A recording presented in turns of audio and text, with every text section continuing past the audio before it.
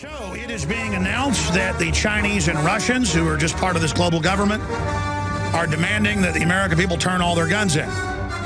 Governor of New York saying they're going to go for a forced gun buyback where you turn all your guns in and they disarm you and then pay you back. And again, they sell this like we're here petting our guns and obsessed with it. No, it's people that don't know about guns that get them and think it's some new powerful thing they've got. It's that historically, when systems disarm you, they can then accelerate your enslavement. So government is arming to the teeth against us, all saying we should be disarmed. There's only a few countries they haven't taken the guns from. And yes, the United States has always been a violent culture. And now, because of guns proliferating even more, crime rates have gone down. We still have a high one globally, but not compared to some countries. England's more than doubled after they completely banned guns. And it was a pretty peaceful country before that. Somebody who can speak to that is David Icke. I really wanted to get him on, and I twisted his arm to come on because he's busy writing another book for 2012, December 21st. This is the vaunted day. We are in the middle of it. And he had said over a decade ago that it wasn't going to be, the end of the world event like they'd said. He's gone and even met with the Mayans and others, and none of their prophecies ever said this. So why have the globalists pushed this date? Well, they are saying it is the launch of their Luciferian era, which is a counterfeit to the true awakening that we do see happening. So everything they do is a counterfeit. And David believes the real awakening flashpoint or jump point is 2015, 2016 from what he's seeing. And I want him to talk about that today, but also the state of the world and what we're facing. We go to break here in a few minutes. David Icke of davidicke.com. Just had over 6,000 people attend a big historic event in London that made international attention. David, great to have you on with us. Hello, Alex. There's so much to talk about. You've heard some of my questions, but going out to break here, after we get into my questions, what are some of the things that are front and center with you today?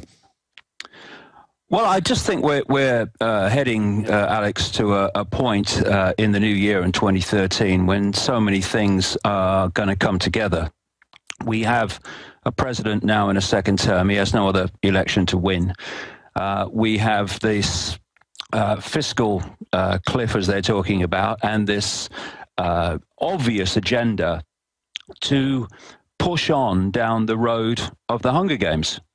If people saw that movie, there was a few people absolutely staggeringly rich in a high-tech, top-of-the-range luxury capital, and the rest of the people who were feeding that wealth were actually in abject poverty and under beyond Orwellian levels of control. Now, it was interesting to me because, I follow symbolism a lot, and so-called coincidence that Suzanne Collins, who wrote the Hunger Games books, should be living in that area of Sandy Hook. Same with the connections from that into the Dark Knight Rising movie. Where, and by the way, it's not just that they renamed it in the new Dark Knight to Sandy Hook. They mailed out to the media attack papers. For those that don't know, we'll talk about this when we come back.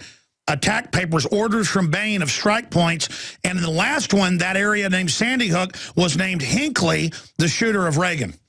Well, you see, if we get really deep into this, Alex, it's all about the manipulation of the human subconscious mind, which then becomes the conscious mind's perception of reality.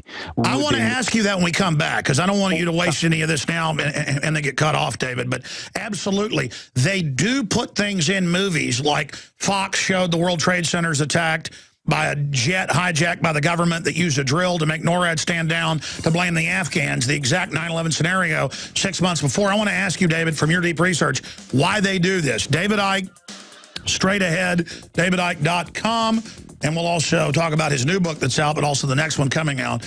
And say what you want about David. He is a trailblazer, and he means what he's saying, and he has really gotten a lot of people to get outside the matrix.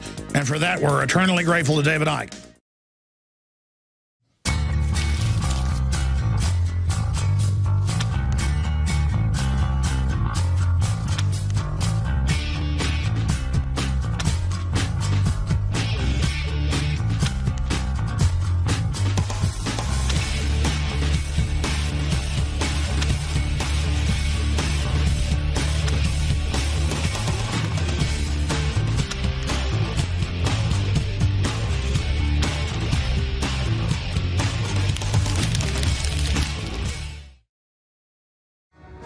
And David Icke joins us from England.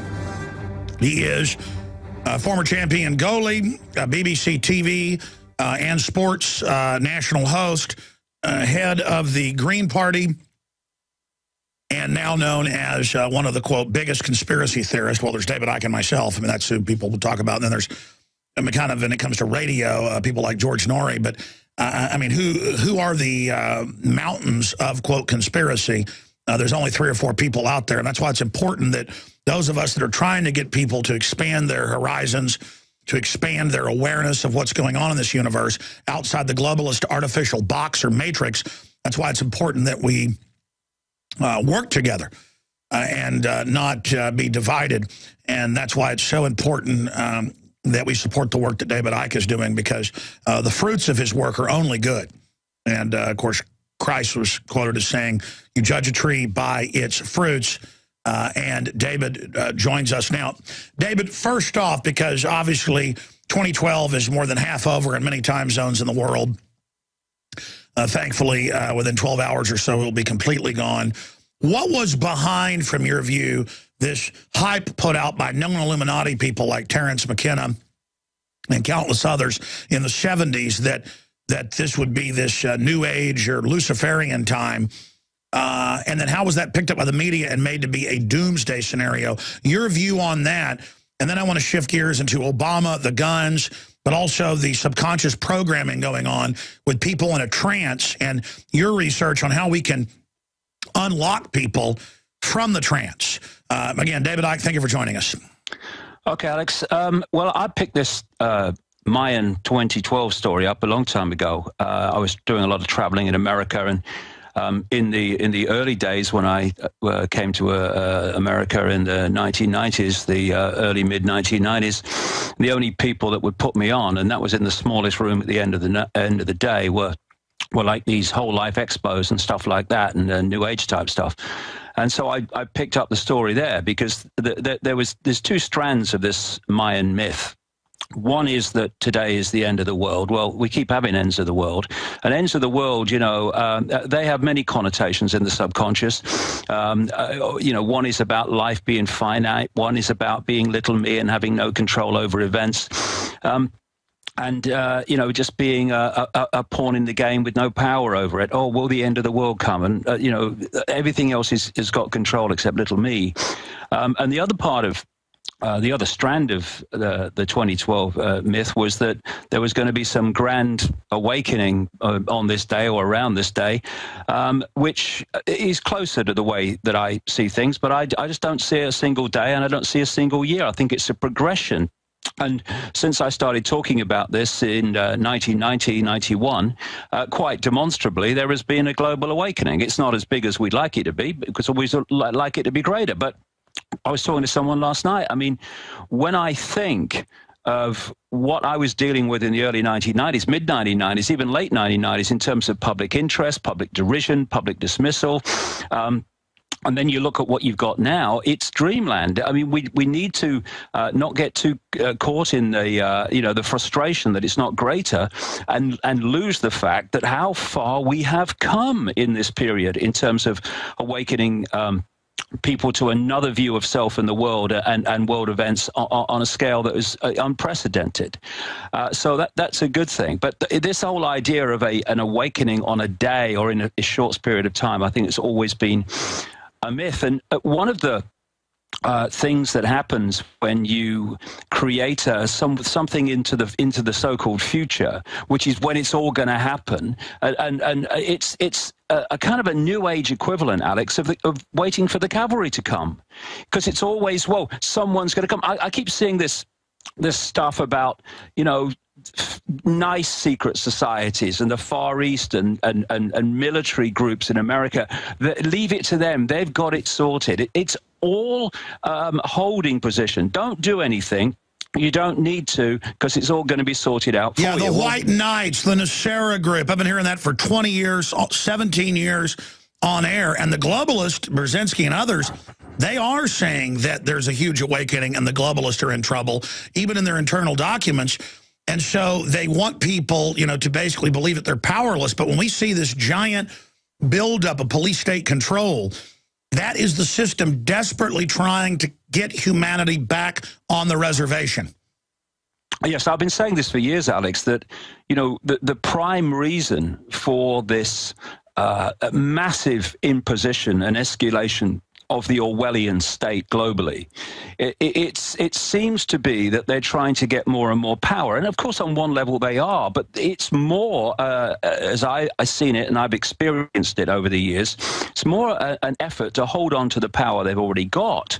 Because as the human mind awakens and expands its sense of the possible, which is what vastly awakening is, instead of, you know, living your life looking through the wrong end of a telescope and seeing everything as I can't, it's impossible, everything's limited, you start to expand your awareness of possibility. And when you do that, everything changes, not least on this level, Alex. If you're looking through the wrong end of a telescope at something like Sandy Hook, you will have no alternative to the official story, because you haven't got any alternative.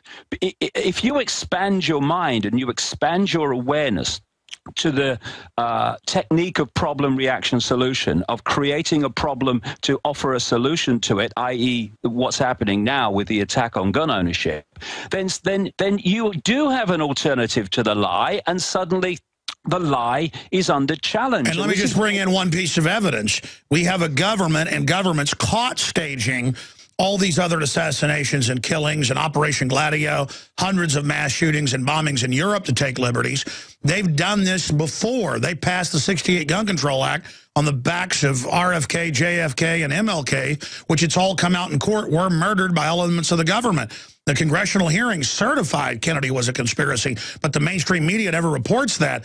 And 90+% in polls know the government killed Kennedy now. So we've really won in many respects, but the establishment is still in control of the major command centers and is posing and acting like that we are the joke when they are really the joke. How long can that final domino stand? Well, you know, it will stand as long as people stand for it. You know, in the end, it's about choice. And people in very, very large numbers have made that choice in recent times to open their minds to greater possibilities. What that process needs to do is continue, because what we need to open our minds to is a far, far greater story than it appears to be, even on the face of it. And even when you've opened to problem reaction solution and manufactured gun attacks and manufactured terrorist events. Because what we're dealing with, Alex, is a force hidden from human sight that understands how reality operates, how we interact with it, and how we create it. And it has set up a society through its control of science, not least through funding and peer pressure and all the other stuff that goes on, and through the media and through what we bravely call education, which is keeping from people this understanding of reality that this force has.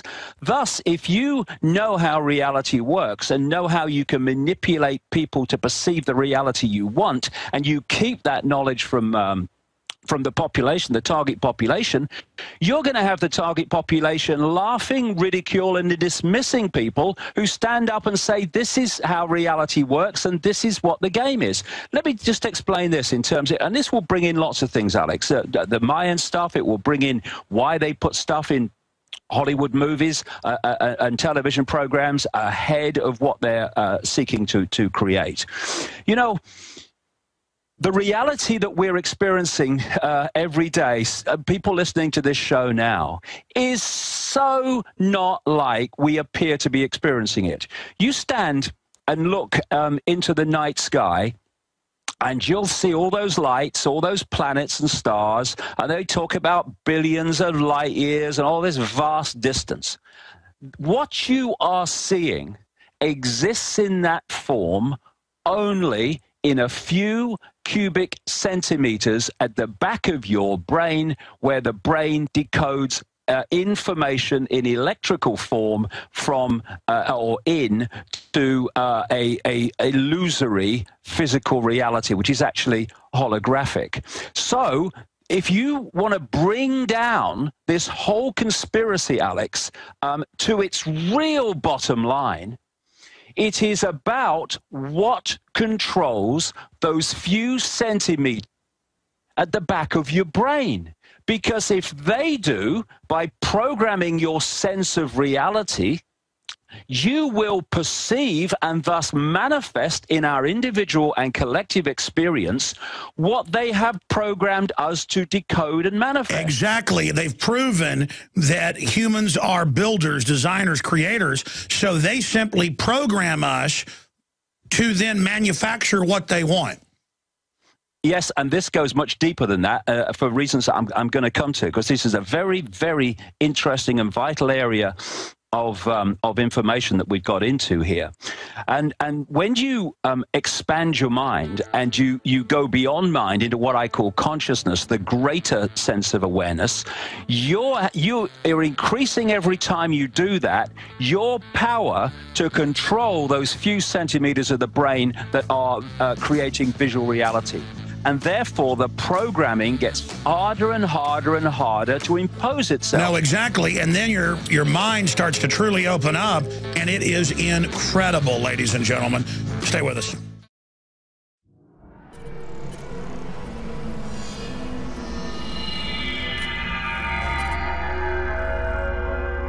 While we fight to retain our liberty, while we fight to expose globalism, we have to realize we're talking about a very powerful combination of power. Renowned author and expert Joel Skousen breaks down the globalist plan to shut down America and stage a new world war. In one day, America will go from day to night.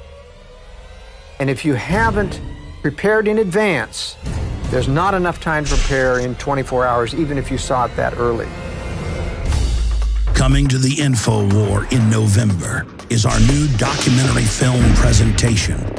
Strategic relocation is a systematic way to think strategically in the future about how do I safeguard. Joel Skousen, Strategic Relocation. The freeways are going to be crowded, they're going to run out of gasoline, they're going to run out of food, and then they're going to start to go north and south of those freeways. Joel Skousen is renowned as one of the world's foremost experts in strategic relocation and the securing of your home. We talk about natural disasters, the health environment, we talk about pollution, the water quality. My personal experience about being in every one of these states. Government is digging in for the organized, incremental collapse of society and world war. The U.S. isn't building huge underground bases and bunkers because of some terrorist threat. They know that a massive nuclear attack is coming. They want that attack to come. Most people won't even be ready and won't be able to get out of town when any of these nuclear weapons fall, because there'll be absolute panic. There is no preparedness without strategy. What I tell people is that you do have time. Prepare wisely in advance. This Christmas, give the gift of preparedness. Strategic Relocation, the film, with Joel Skousen and Alex Jones.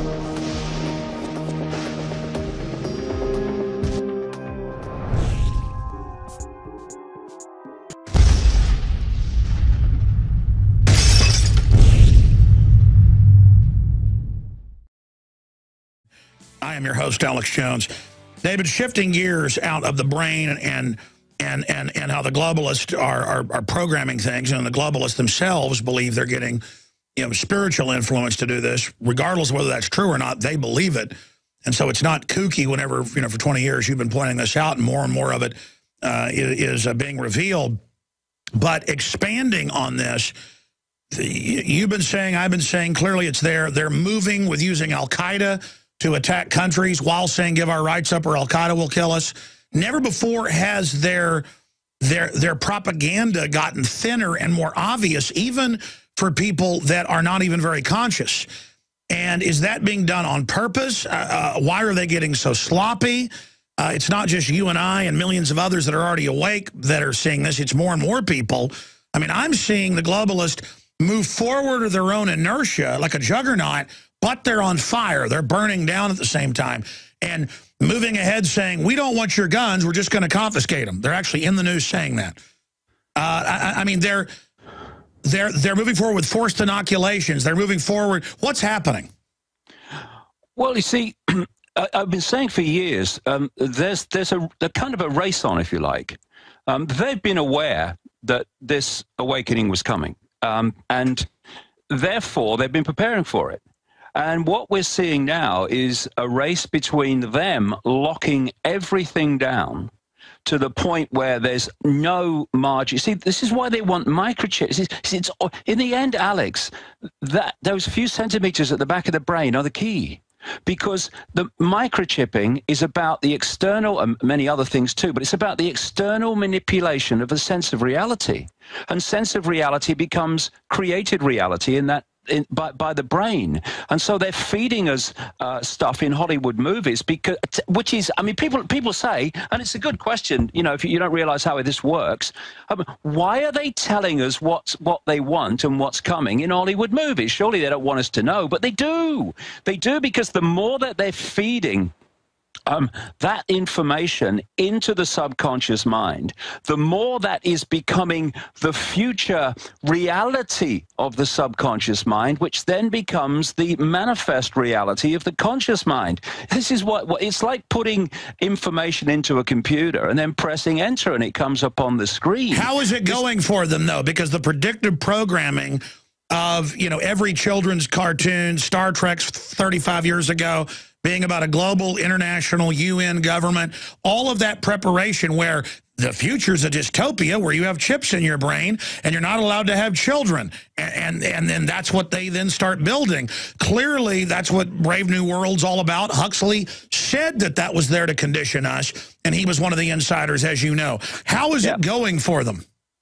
Well, I think that, you know, if people read my books in real depth, they'll see a lot of background to the fact that this force, which is manifest in our reality through these bloodlines and, you know, these interbreeding so-called elite bloodlines and families,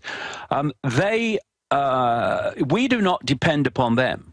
They depend upon us. It's the relationship between humans and this force and their representatives in human form of the parasite to what it's parasiting off, the parasite to the host. Humanity is the host. These are the parasites. We can exist and prosper. My goodness me, we can prosper even more greater than we ever imagine currently without the parasite, but it can't exist without us. And so that energy, which is the parasite's life force, if you like, is low vibrational human emotion. All the emotions around fear and hatred and conflict and frustration and worry and terror. And thus, they have manipulated and constructed global society to create situations that constantly generate those energies. So you can look at Sandy Hook, but we're missing the point if we look at it only on one level. On one level, yes, it's about an excuse to take guns away because of the same reason that they stopped guns and ammunition being owned by Jewish people before they started rounding them up in Germany. Yeah, that's one level. And on another level, it's going to be used to create copycats, more people shooting schools, because that's the feedback loop, conditioning people to go shoot up schools. This will undoubtedly cause more school shootings. Yeah, that's another one. Another one is to create what? Emotional trauma collectively in the population, not just in America over Sandy Hook, although obviously much greater there. Because stay there. We're talking about psychic vampires with David Icke. Stay with us.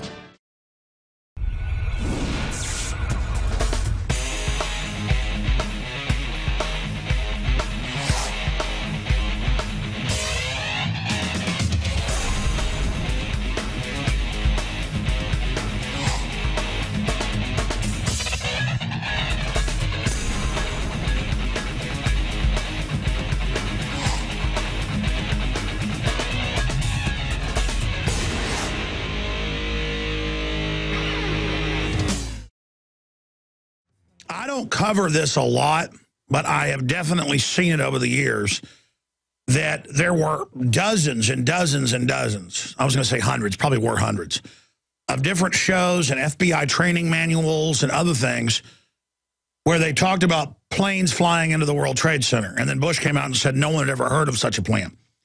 Then there were drills of the CIA flying the exact same aircraft into the World Trade Center and Pentagon that day.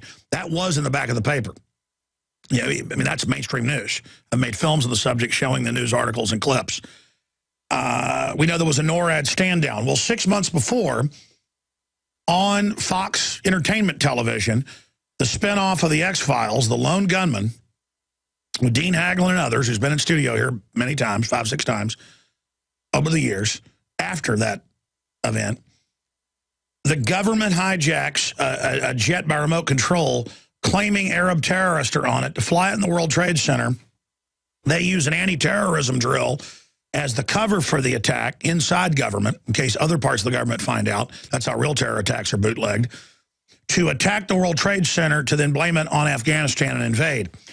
And there were countless other things. The brother of the Oklahoma governor at the time wrote a book that came out close to a year before Oklahoma City, where a Tom McVeigh bombs the federal building.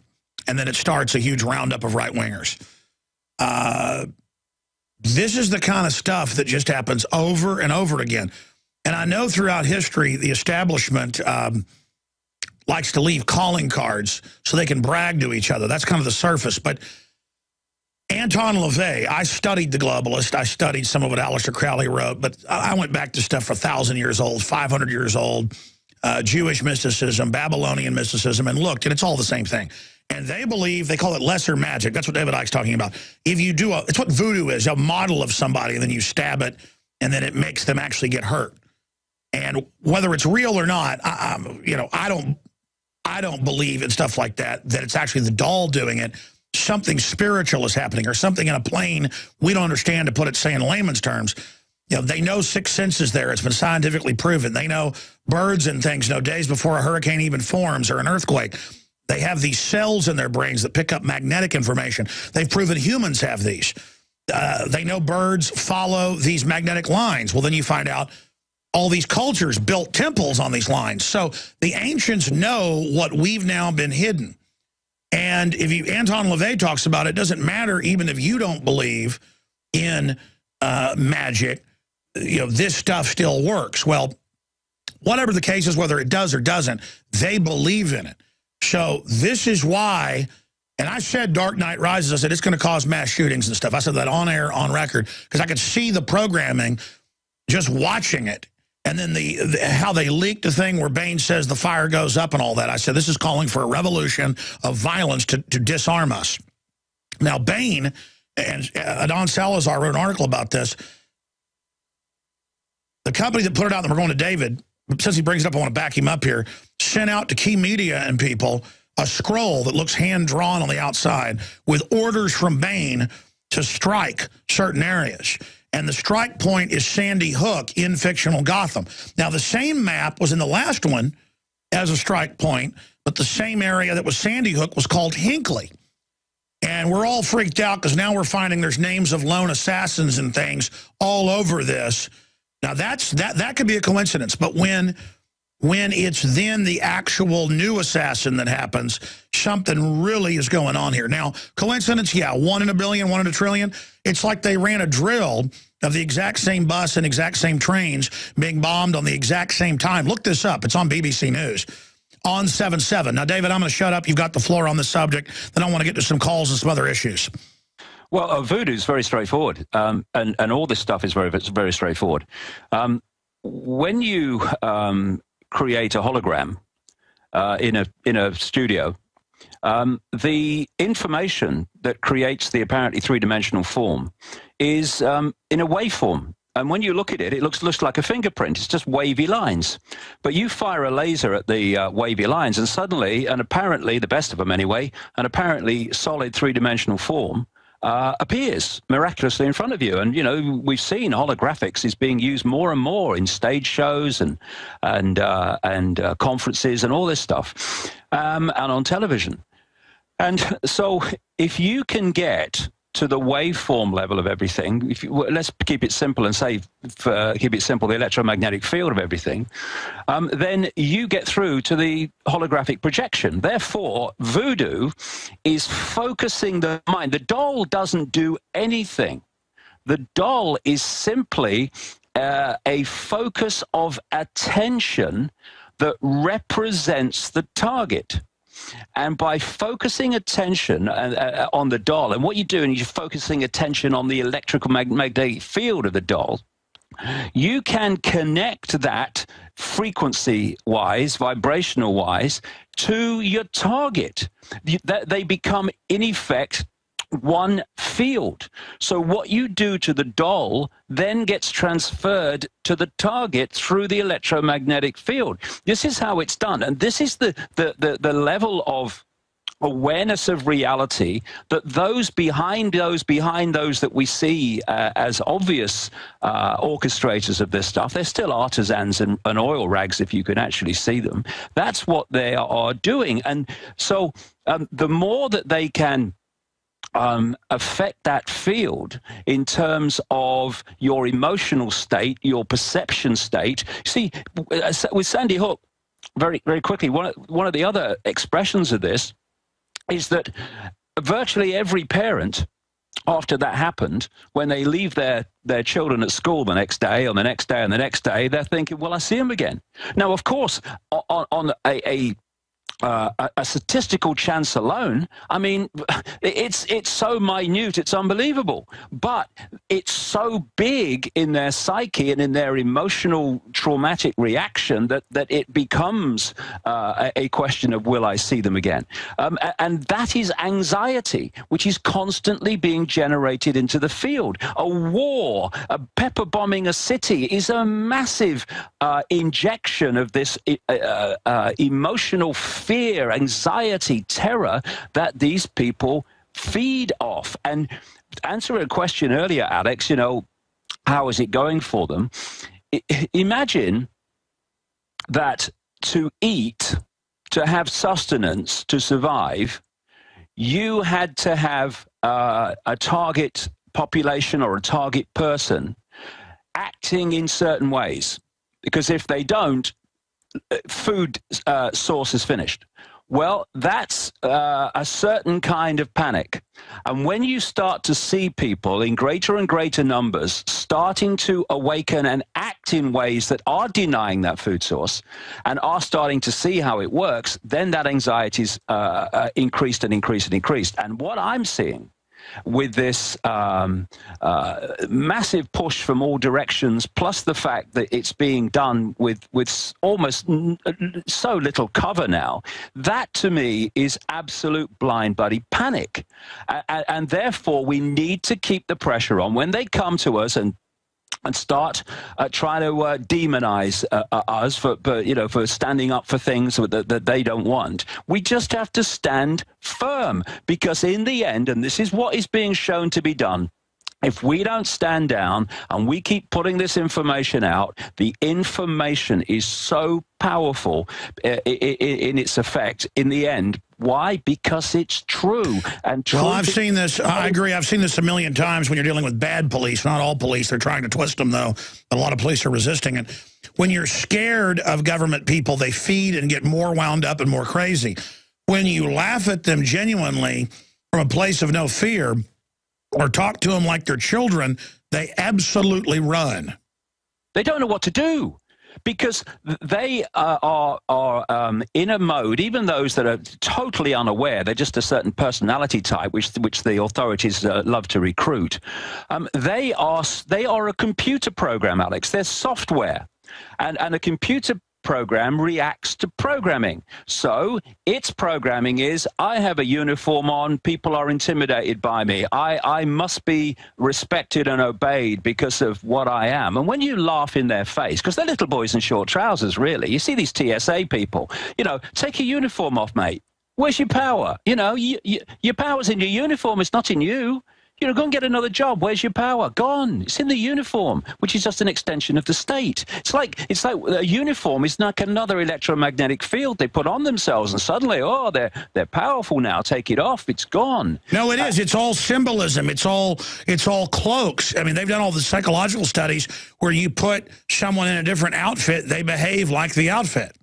Yeah, and it's like when you laugh at them or you're not intimidated by them, or you give them the law that you know better than they do, they can't they can't hack it. They just can't. They don't know what to do. And one of the ways that they do respond, because little boys in short trousers with brains the size of a pea have really, in many ways, only one way to react if they react at all, and that's they pull the bloody taser out.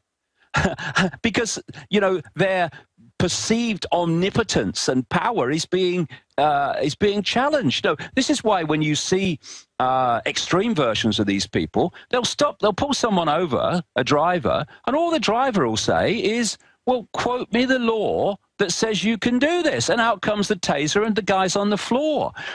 It's because they're computer programs and they have nowhere to go in terms of treating a situation on its merits in the moment based on the information before them. That takes mind, consciousness, and a computer program cannot act that. All right, I want to go to some calls here, David, but what do you see in 2013 with everything accelerating? What are you on the lookout for? What are you predicting? Well, you know, we are in this race, as I symbolically call it, between two things. Is the awakening going to reach the point where the House of Cards comes down before the House of Cards is so cemented together that it's very, very difficult to bring it down? This is why they are panicking in trying to push this on as fast as possible. Because, you know, what we're seeing now is not something that is moving along at a consistent rate, a consistent speed, if you like. I mean, you've just indicated the speed that this Orwellian stuff is coming in all its forms. But the awakening of people is speeding up as well. And every time it speeds up, it's speeding up from a higher level of starting point because of the greater numbers of people who are already there. Now, let me use this as a analogy, because I think it's really apt. If you have a dam and it's holding back a body of water, that water can take a very, very long time to undermine the dam to the point where cracks start to appear and you actually see it's being undermined. But the time difference between the cracks appearing and the dam collapsing is very, very much shorter and narrower than it took to start the cracks in the first place. And what we are at now, I would suggest, in undermining this, exposing it, and bringing it to an end, is we're at the end of the beginning. We have had this long period where, from a starting point of zilch, in my case about 25-0 down in football terms, we have reached this point where there is incredible numbers of people are awakening on different levels to this compared with when it started out. We've come from behind or now even. Yeah, now we're at the point symbolically in this analogy I'm using, Alex, where we can see the cracks in the dam.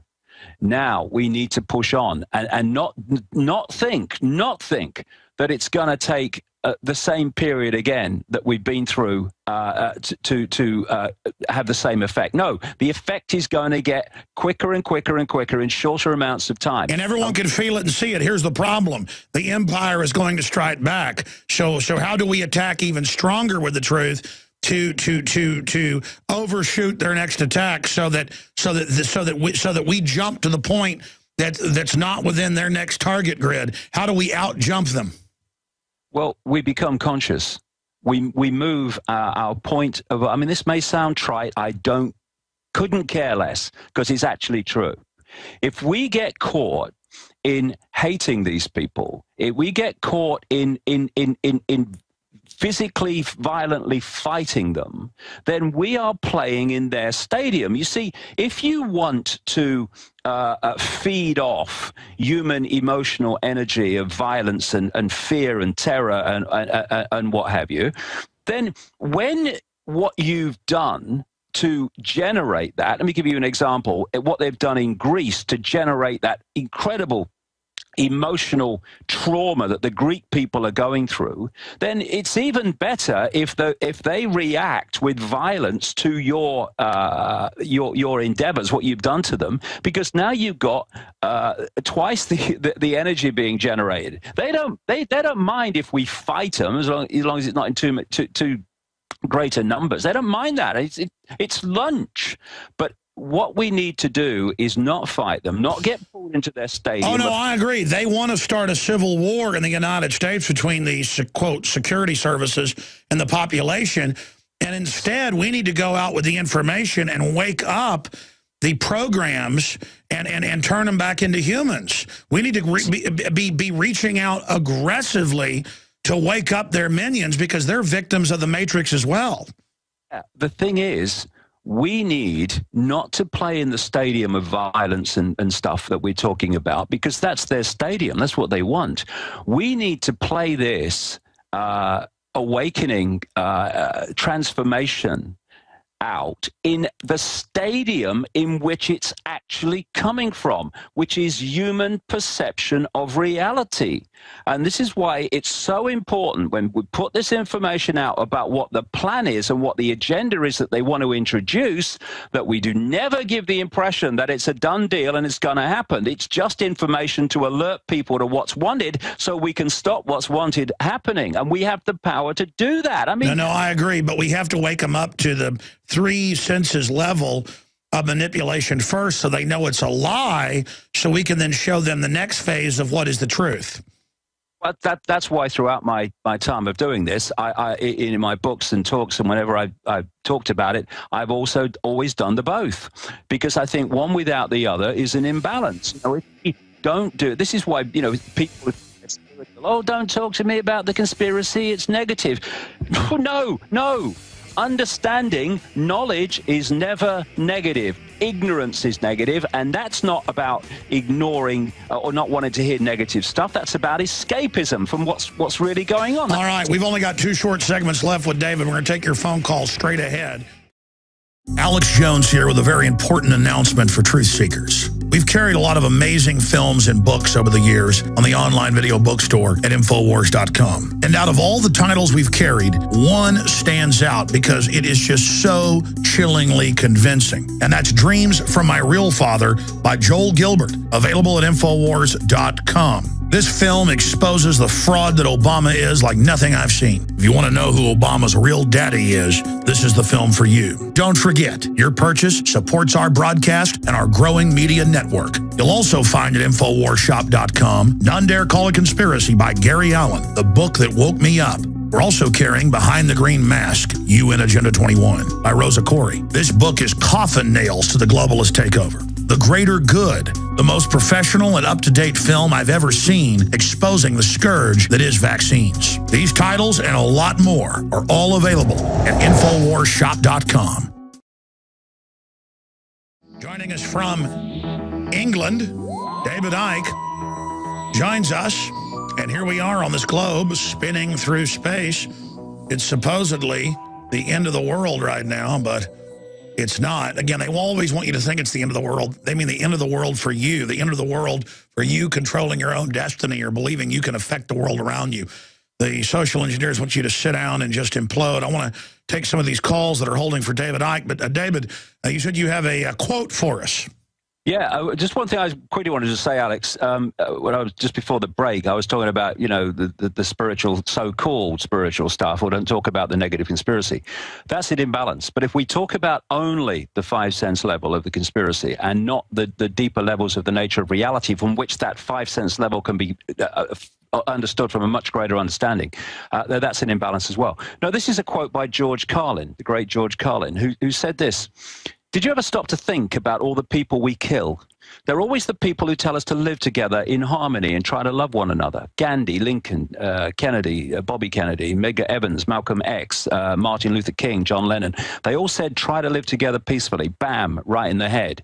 Apparently, we're not ready for that. Well, we are ready for that, George. It's that which is manipulating society doesn't want us to be ready for that, because that means that the life force on which they feed is removed. And that's why the massively at the heart of this revolution is to start to love each other and care for each other. Not in a, oh, I love you, and you know, that stuff, and that kind of version of love, but a true love, which is, you know, more the love that you see in friendship, unconditional love, and love in its true sense stands and will not move and will not budge, because love in its true sense will always do what it knows to be right, with consequences not even considered, because anything that could be considered not doing what you know to be right is simply not in the psyche of love in its true sense.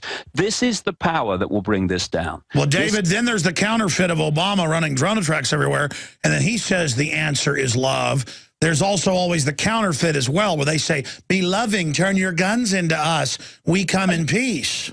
Oh, Alex, I mean, I don't know how long we've got here, but I mean, I could talk about this. You've talked twice here about counterfeiting, and you've talked about deceit, right?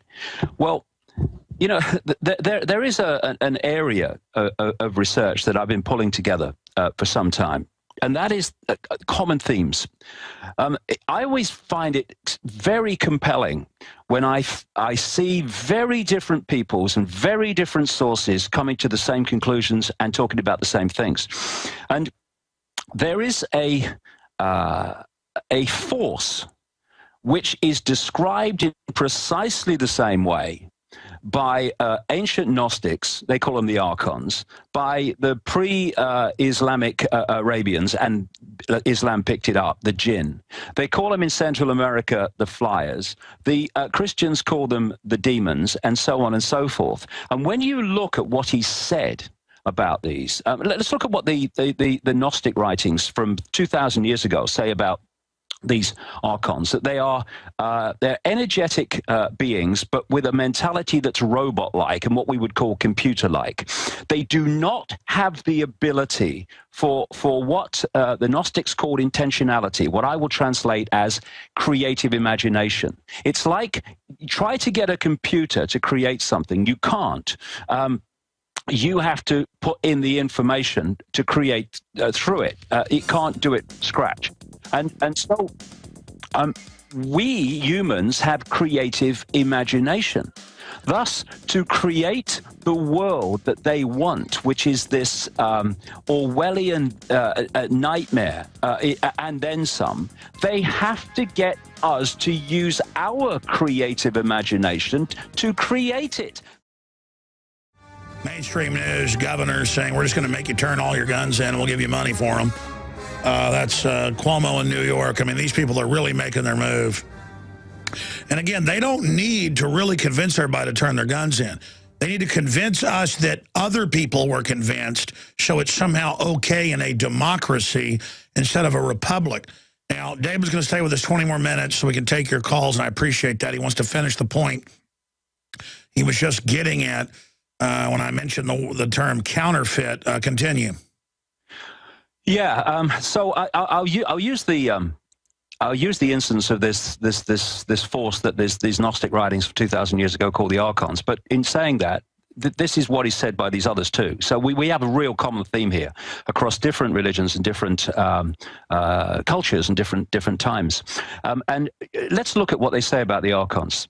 First of all, they can be described, the Gnostics said, in one word: deceivers. Their method of manipulation is deception. They are mind parasites, and they parasite off human energy, and they parasite off the human mind and manipulate the human mind. This is the Christian,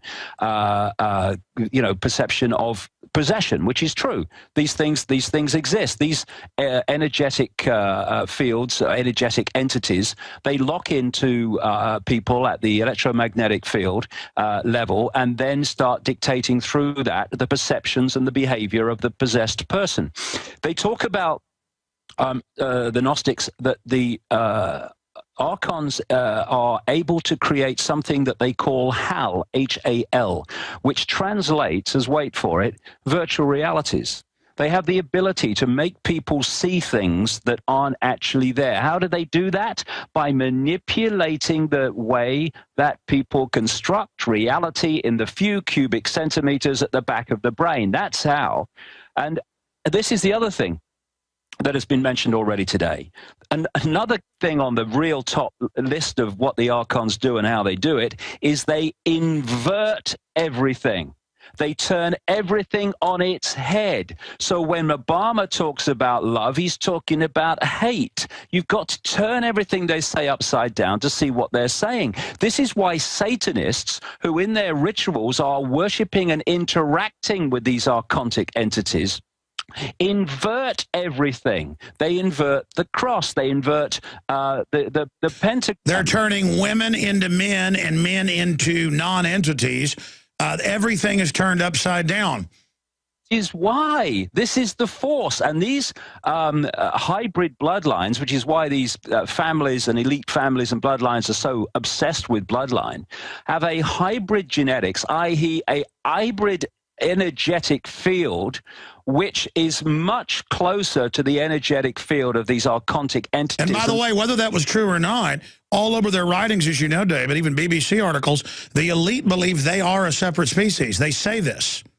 A separate species because they have been specifically created on the body level to be energetically, vibrationally, frequency-wise, closely connected to these archontic entities that operate outside of human sight, so that the possession of these bloodlines is able to be far more powerful and total than it is of the general population, although it happens with the general population as well, as we know.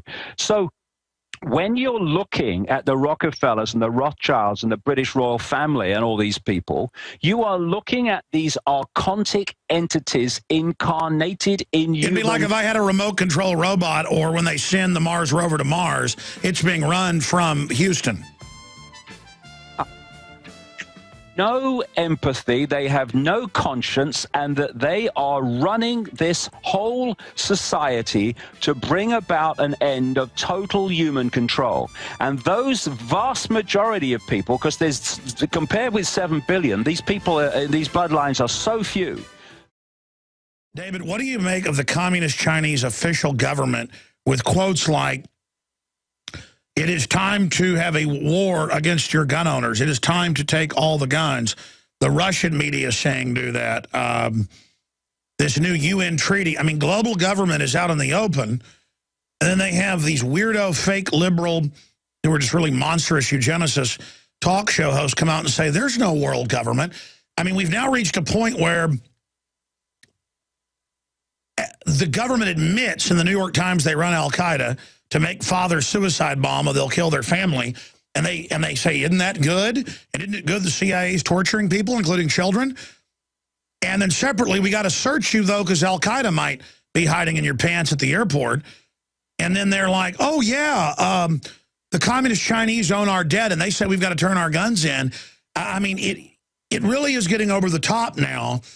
And what is that where they announce world government in hundreds of newspapers, but then if you talk about it, the Southern Poverty Law Center and ADL say you must be a terrorist? I mean, I mean, what is this propaganda?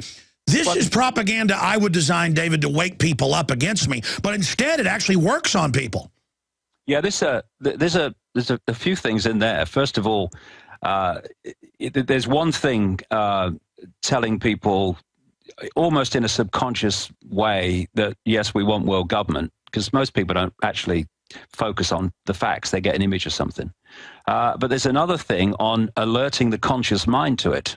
And you see, when it's in newspapers and it's there and the massive stuff and world government, oh yeah, whatever, what else is going on today? But when you focus it, as you know, people like we do and many others like us around the world, when you focus it and say, hey, look, here's the facts, they want world government, that's different, because that's talking directly to the conscious mind. It's alerting the conscious mind to it, and then people can start to see it and put the stuff together. But if it stays in the subconscious mind as some kind of just part of the maze of information that people receive all the time, then it could just pass them by. David, I got to say this.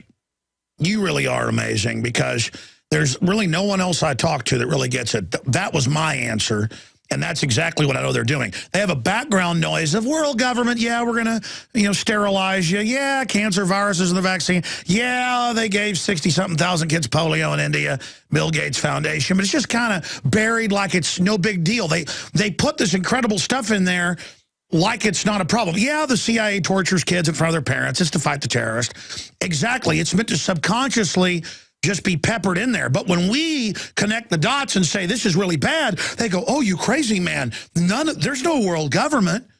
I mean, what you just said, the way you crystallized it, that is exactly it. They are targeting the unconscious mass. Yeah, and the thing is that when you are in a situation, the word you've just mentioned, and there may be some background noise, if you're concentrating on what you're doing, you might not hear it.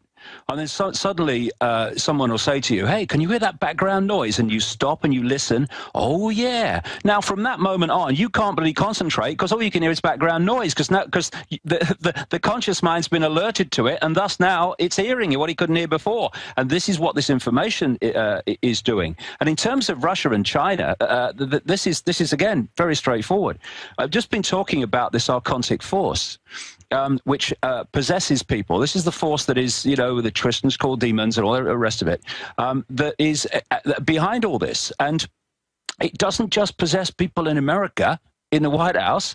It does it in the Kremlin. It does it in Downing Street. It does it in Westminster. It does it in the Chinese. And again, even if you don't believe in God, the devil, spiritualism, the point is, if you look how the bankers are set up, they're playing all the countries off against each other while exempting themselves from their very rules. And that's why it's the globalists running China, Russia, and the U.S., and Iran, and Israel running us all into each other because the goal is hurt humanity, dumb people down, don't let children ever develop into their intelligence, hold humanity back. So even if it isn't physically real, it doesn't matter.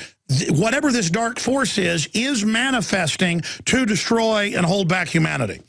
All these people, Alex, running all these major countries of the world, most of the countries of the world, maybe even all of them, but certainly the vast majority, with maybe one or two exceptions, but these people, China, Russia, played off against America and Europe and NATO and the Cold War and what's going on now. They're all on the same team. This is what the penny needs to drop. And interestingly, you just mentioned something else, the banking system. Well, one of the things that is a common theme of these Archon, Jinn, et cetera, is that they are parasites. They parasite off the energy and efforts and creative imagination. The devil is never a maker. No.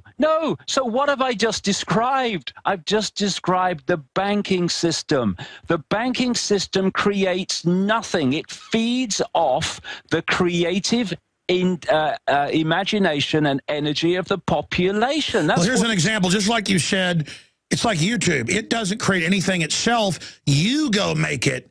You go put your content on it, and then it acts like you've got a favor to even be there when it's totally parasitic. Yes, and look at Facebook. It's demanding joint copyright of anything you post. That is the parasiting of human creative energy. Archontic. This is the key to understanding it all. Wait, I'll go further. They're now saying they actually own it, some of them, and you don't have rights to you. It's classic. I mean, that's just another version of the banking system.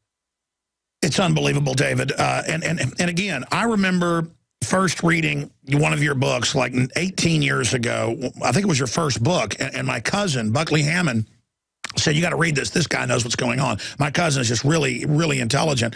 And I read it and I said, well, some of this is true, but this guy's a lunatic.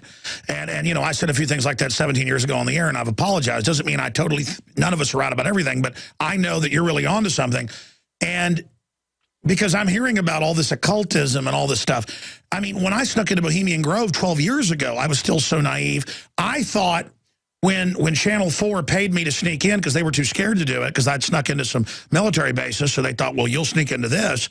And I thought it was all made up. I didn't think elites were really devil worshiping. Really, yeah. 12 years ago, David, I didn't even know that. So, you know, and then I've done research since then and found out whether it's real or not. Every one of these stinking high-level elites believes they are communicating at Skull and Bones and everywhere else with fallen angels. And that's another name that's given to them. Yes, absolutely. That's another of their many aliases. But that's what I'm saying. Folks, on record, the elite, they really do believe in this. Whether it's real or not, you could say that from a psychological perspective, they are manifesting this idea in their mind, and then they're building it in the real world. But it doesn't matter either way. It's happening. Go ahead. I'm sorry.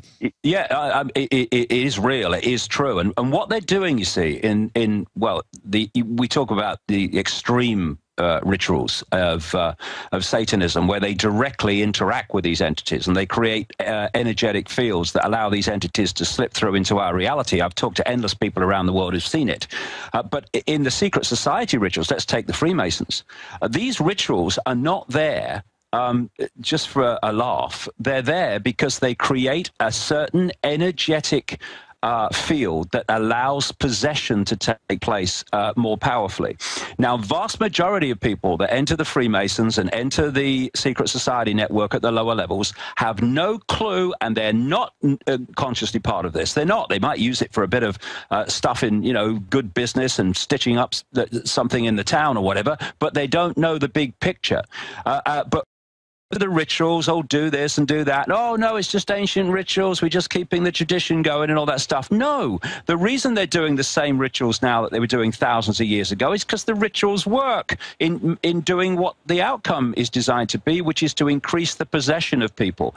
And the more people become possessed, especially if they're in politics and stuff like that, the more the occultic entities are dictating and dominating their behavior and decisions. And this is why you get people who may genuinely come into politics. You see it all over the world. I've seen it in England, who genuinely want to make a difference, and they come into it, and then you see them transform into everything and more that they came in, they said they wanted to come in to challenge, because the energy's got them.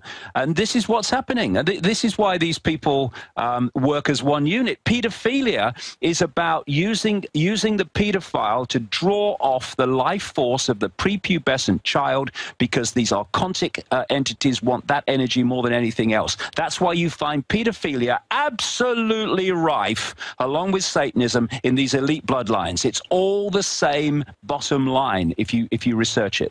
And now look how, you said a decade ago that Savelle was doing this from your BBC contacts because you worked there, and now it's all mainstream news, and he's best buddies, with the royal family, and they're constantly finding dead bodies of kids and women on the royal estates, and it's just always swept under the rug.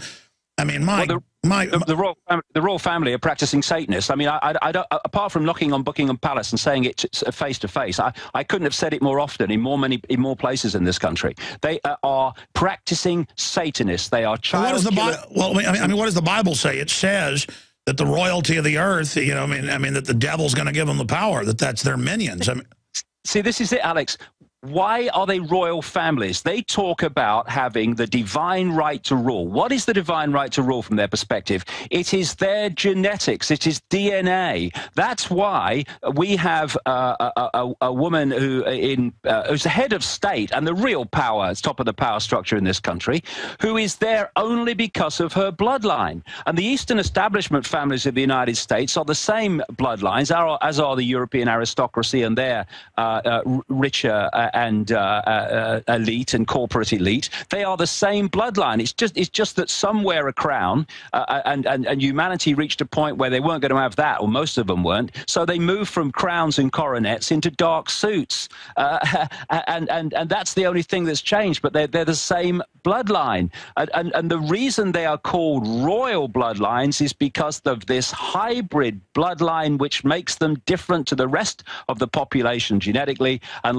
thus, if you look through ancient accounts of these people, whether it's the emperors of China or whatever, they talk about they are special because they are descended and are genetically connected to what they perceive as the gods. It's not the divine as most people perceive divine. No, quite demonstrably, it is their gods that they worship, this occultic force. That's where they say that they are connected to, and that's why they say they have the right to rule.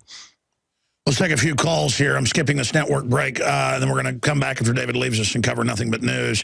Let's talk to TJ calling in from Minnesota, listening on WWCR shortwave. Go ahead, TJ. Alex Emery and David Icke. By God, I thought my Christmas was smashed to pieces when my Beagle Hound died on 10 December. But now I get to talk to David Icke. And if there was ever a man of 2 or 3 centuries, his name just happens to be David Icke, in my humble... Well, you're on the air with him right now. You're on with Von Helsing right now. Go ahead.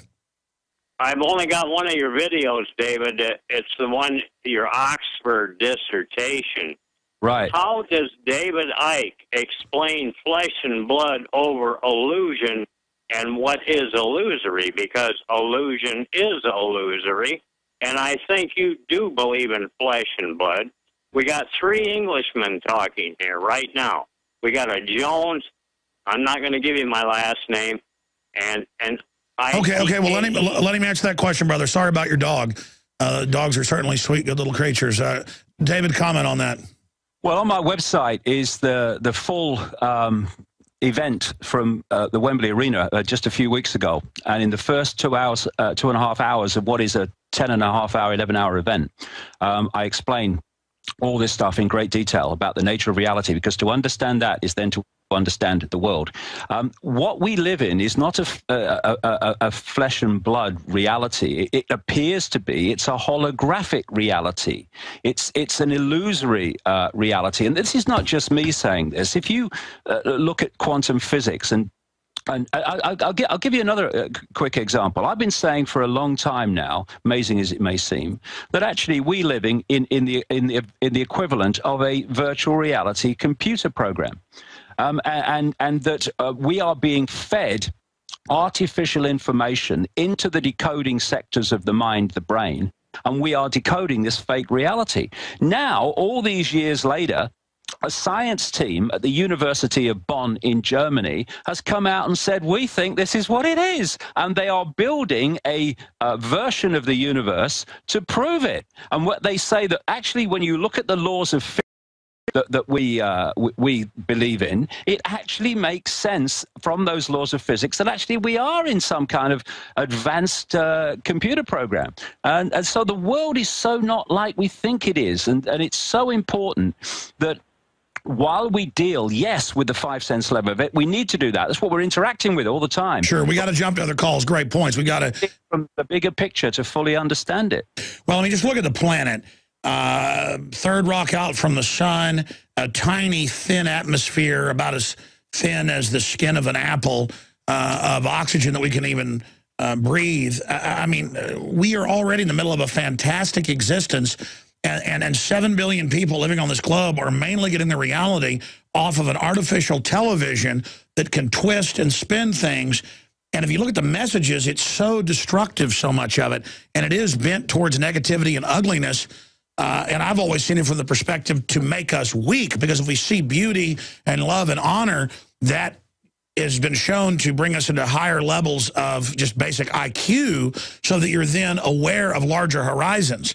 But as David Two things very quickly, Alex. You know, one of the other things that they say about the archons in these Gnostic writings, it's that they are about creating ugliness. Yes. And look at it. You're right. You're right. Ugliness everywhere. Let's go to Scott in Florida. Wants to ask David Icke about Satan worship. Go ahead, Scott. Hey, I've actually been on hold for a little bit, so I kind of changed the subject of my question. Right. David Icke, I'm a huge fan. I've read your book since I was 16 years old. I'm 22 now. So let me just make these quick points, and I'll take my answers off the air. One, okay. What advice exactly would you suggest to the average, not the average person, because I know we're not average people, but what advice would you suggest to, just for lack of a better term, the average person to kind of let his peers or whatever remember exactly where humanity comes from, and get that and reach that point of reconnected awareness with the true self, because we all know love does not abandon. And another thing is the fact that what can we do to become active? For instance, Facebook. I mean, I want to move beyond Facebook, but I've created a Facebook page, which I don't want to say the name, but it reaches about almost a million people. Well, that's fantastic. Can you tell us your question for David? I just asked for quick questions. Pretty much, what advice would you suggest to the average person to reconnect humanity with their awareness? And also, I just wanted to know if you were familiar with the products of longevity and stuff like that, because I'm aware that you actually suffered with rheumatoid arthritis a couple of years ago, and I know a lot of people like Joel Wallach and Ben. Yeah, a lot of that can be mineral or vitamin deficiencies. Yeah, I should send David some of that. David, in there, what's the easiest way to snap somebody out of their trance?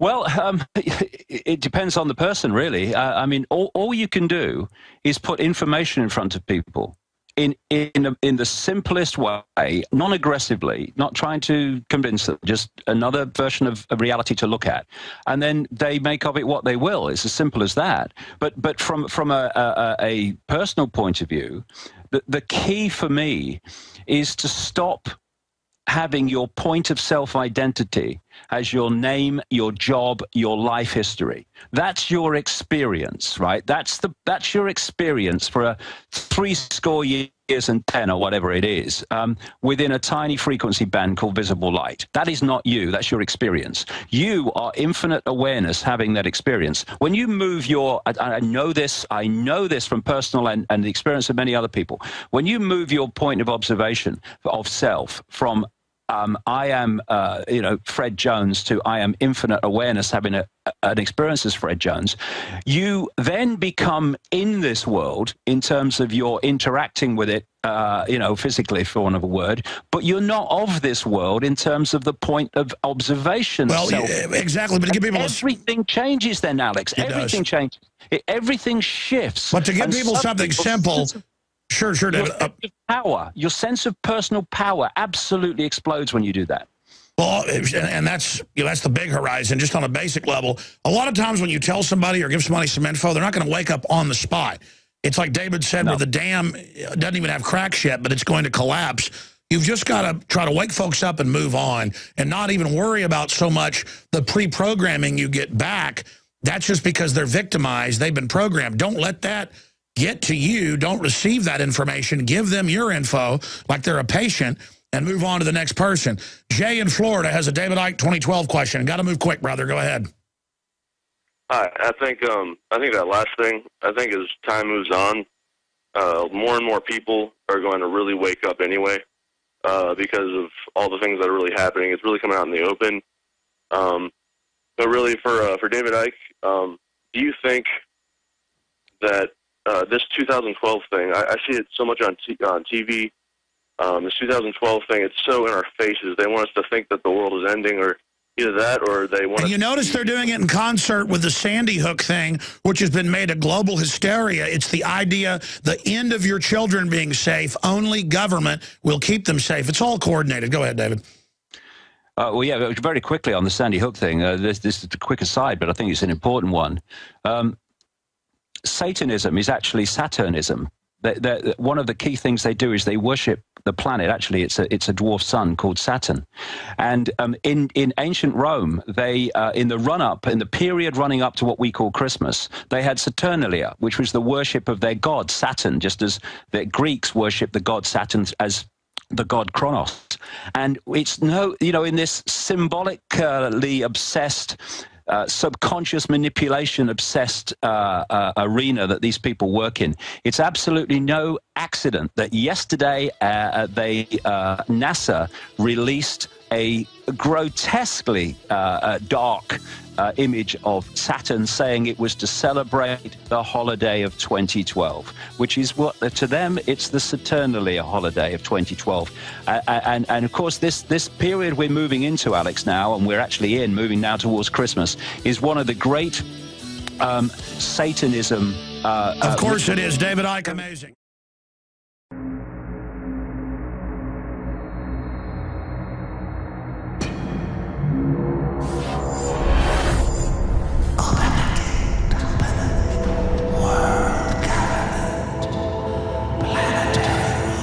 Is it not, my king, time to spring the trap? No, we must desecrate the soul and the flesh of the Creator's creation.